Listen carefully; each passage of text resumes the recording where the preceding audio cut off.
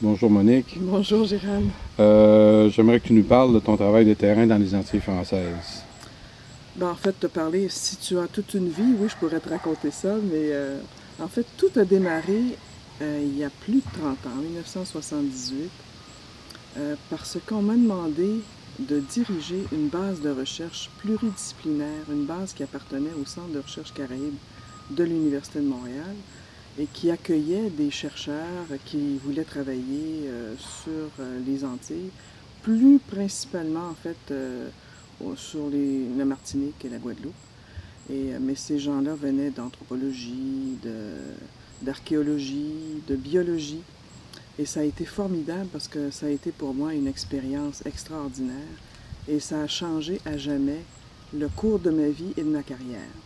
Donc, mes années de recherche aux Antilles ont démarré en 1978, alors que j'occupais ce poste qu'on appelait de directeur de cette base, communément appelé résident.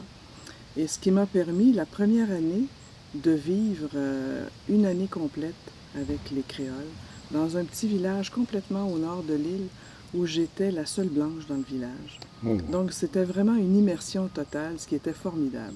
Ce que vivaient d'ailleurs les autres chercheurs qui venaient aussi à ce centre-là, c'était non seulement une initiation à la recherche, mais une très bonne, une excellente initiation au contexte social et à la communauté en général.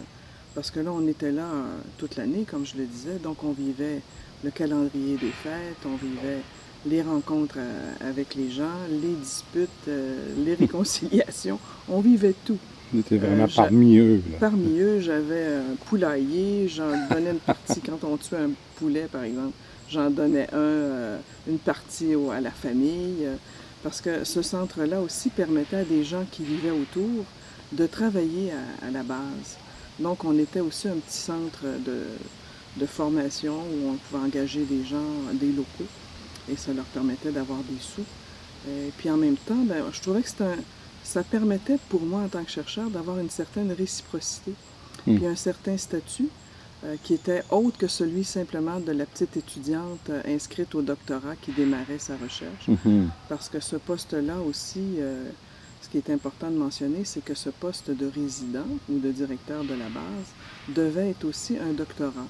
Donc un doctorant, s'inscrire à une recherche doctorale à l'université, et ce qui permettait donc de faire les premiers pas d'ethnographie grâce à cette base qui était en plus de surcroît dotée d'un centre de documentation spécialisé sur la Caraïbe.